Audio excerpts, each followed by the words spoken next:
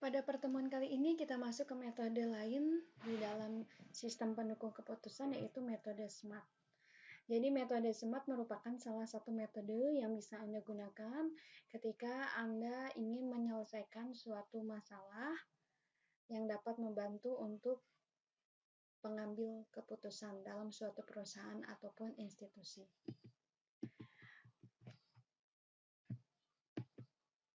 Metode SMART atau metode multi attribute rating teknik merupakan metode pengambilan keputusan multi atribut yang bisa digunakan untuk mendukung dalam pembuatan keputusan. Jadi, di dalamnya terdapat beberapa alternatif dan kita bisa memperoleh alternatif yang paling baik di antara alternatif-alternatif lainnya. Metode ini sudah mulai dikembangkan pada tahun 77 oleh Edward. Jadi sudah cukup lama. Kemudian kita masuk ke dalam aturan penilaian SMART. Jadi ada beberapa aturan-aturan ketika Anda mau menggunakan metode SMART. Yang pertama adalah ketika Anda mau memilih sebuah alternatif, Anda harus memilih alternatif yang sesuai dengan tujuan yang telah dirumuskan sebelumnya. Sehingga alternatif yang ada itu tidak akan melenceng. Alternatif ini bisa terdiri dari sekumpulan atribut. Ya, jadi bisa dari alternatif tersebut ada beberapa atribut-atribut atau indikator-indikatornya. Kemudian setiap atribut dia memiliki bobot. Jadi untuk penilaian bobot ini nanti kita jelaskan di slide selanjutnya. Pembobotan sendiri ini bisa menggunakan skala 0 sampai dengan 100 ya, dan biasanya kita bisa menggunakan kuesioner untuk membantu dalam mencari atau memasukkan nilai bobot untuk setiap atributnya. Nah, langkahnya apa saja yang bisa Anda lakukan ketika Anda mau menyelesaikan masalah menggunakan metode SMART? Yang pertama adalah Anda tentukan jumlah kriterianya atau faktor pendukungnya. Kemudian Anda berikan nilai bobot pada setiap kriteria untuk setiap alternatif. Lanjut, yang kedua adalah Anda selanjutnya melakukan normalisasi. Jadi normalisasi ini biasanya dalam sistem pendukung keputusan memang menggunakan skala prioritas. Jadi yang paling prioritas biasanya bobot nilainya itu paling besar di antara yang lainnya. Nah, range-nya bisa mulai dari 0 sampai dengan 100. Yang ketiga langkahnya yaitu menghitung nilai utility untuk setiap kriteria. Adapun rumusnya ialah nilai utility kriteria ke-1 untuk kriteria ke-I itu sama dengan 100 dikali dengan nilai kriteria maksimal dikurangi dengan nilai kriteria ke-I dibagi dengan nilai kriteria maksimal dikurangi dengan nilai kriteria minimal. Setelah itu, langkah selanjutnya yang paling terakhir adalah Anda bisa menentukan nilai akhir dari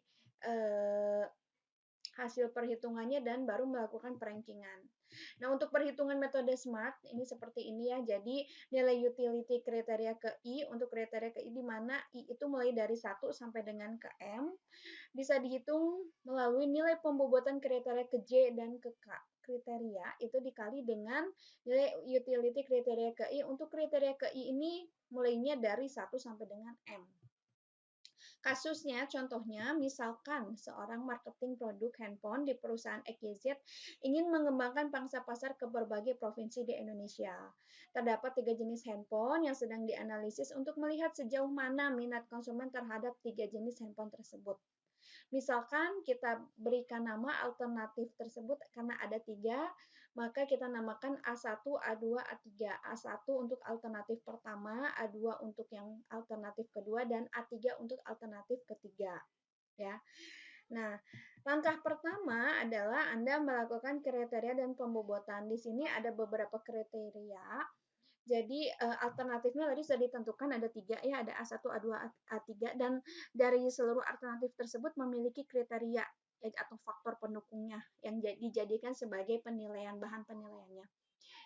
Adapun contohnya di sini ada 4. Ini untuk penentuan kriteria bisa Anda sesuaikan dengan studi kasusnya. Jadi di sini ada C1 sampai dengan C4.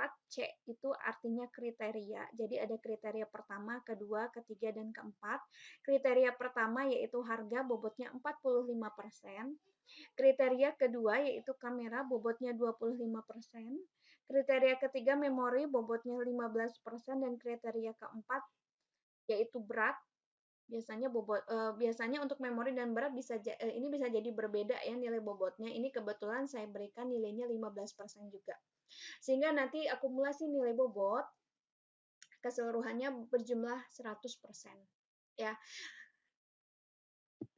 Kemudian berdasarkan hasil penyebaran kuesioner terhadap konsumen, misalkan penilaiannya diperoleh seperti berikut. Ya, jadi untuk penilaian alternatif pertama setelah diolah ternyata alternatif pertama memiliki nilai untuk harga 100, untuk kriteria kamera nilainya 80, untuk nilai kriteria memori yaitu 80 juga, untuk kriteria berat nilainya atau bobotnya 90. Kemudian untuk hasil penilaian alternatif kedua, untuk kriteria harga atau kriteria pertama diberikan nilai 90 oleh konsumen. Kemudian yang kameranya untuk kriteria kedua diberikan nilai 80.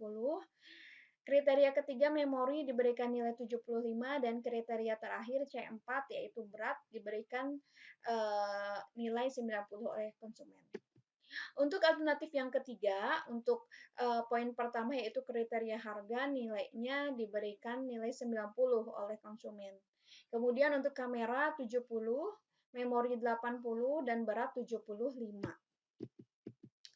Baru kita masuk ke perhitungan nilai utility berdasarkan rumus. Untuk perhitungan nilai yang pertama, A1, ini nilai yang awal adalah nilai bobot penilaian dari konsumen ya. Jadi kalau Anda back ke slide sebelumnya, harga C1 untuk harga atau C1 yaitu kriteria pertama, konsumen memberikan nilai 100.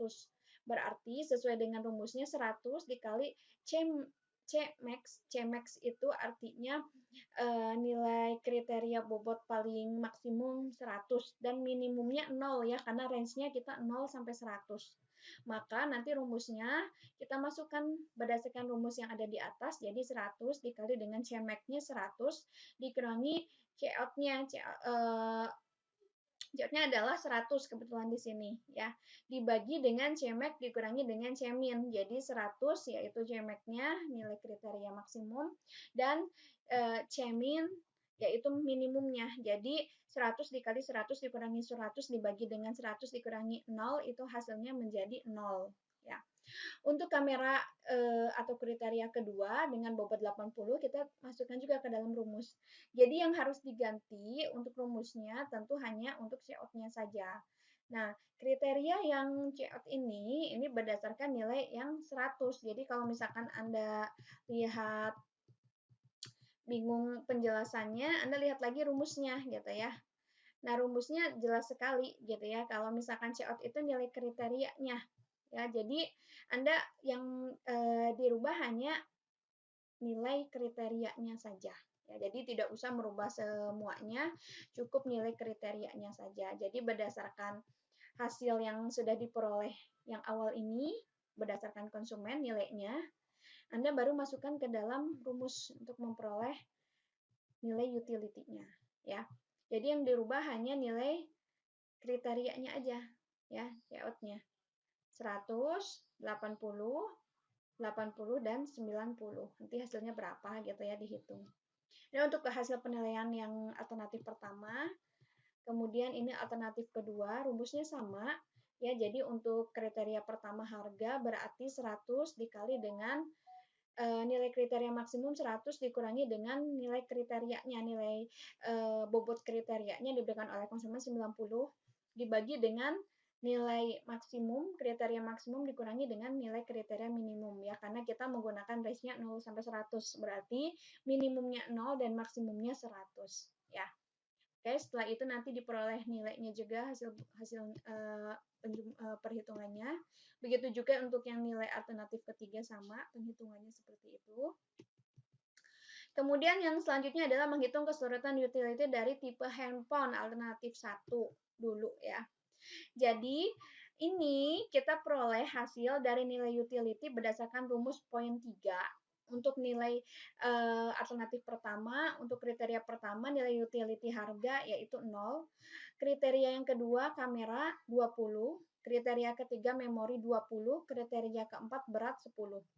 Kemudian WJ, nah WJ ini adalah bobot yang paling pertama banget gitu ya, berdasarkan skala prioritas.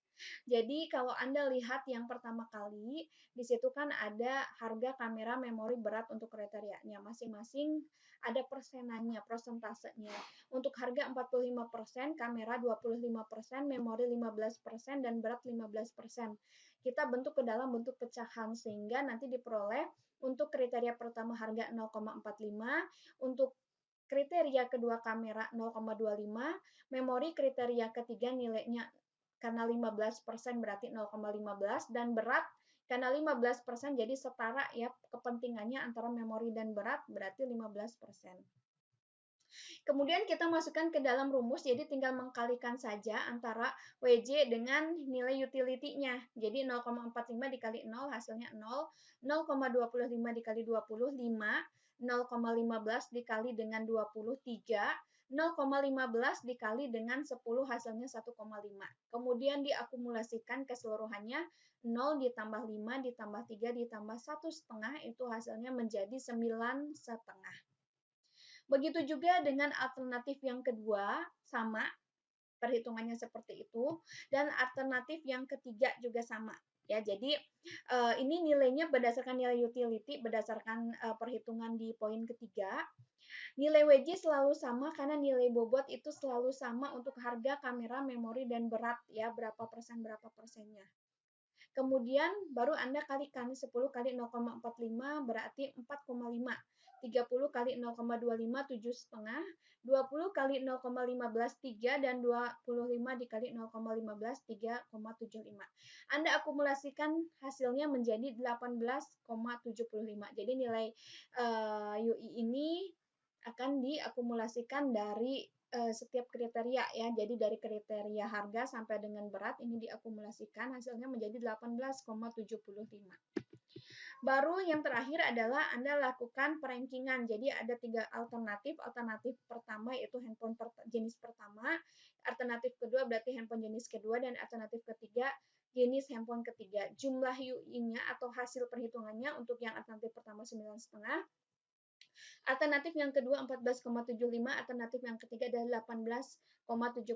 Di sini bisa Anda ketahui nilai yang paling besar berarti dia akan menjadi ranking pertama. Jadi bisa jadi alternatif ketiga atau handphone jenis ketiga ini bisa dikembangkan pangsa pasarnya ke seluruh provinsi di Indonesia. Bagaimana untuk ranking kedua? Ranking kedua jatuh di alternatif kedua, sedangkan alternatif pertama dia ranking ketiga, gitu ya. Tapi yang harus Anda pahami adalah sistem pendukung keputusan dia tidak serta-merta mengganti keputusannya harus menggunakan sistem hasil yang sudah dikerjakan oleh metode SMART ini. Bisa jadi ketika dipikirkan kembali oleh pemangku keputusan, ternyata alternatif yang kedua itu lebih cocok dikembangkan ke pangsa pasar di seluruh provinsi Indonesia. Ya. Jadi ranking satunya kemungkinan besarnya adalah A3 untuk menggunakan metode SMART ini. Baik, saya pikir cukup untuk pertemuan kali ini. Jika ada pertanyaan, silakan Anda bisa bertanya di Google Class ataupun lewat WhatsApp. Saya ucapkan terima kasih.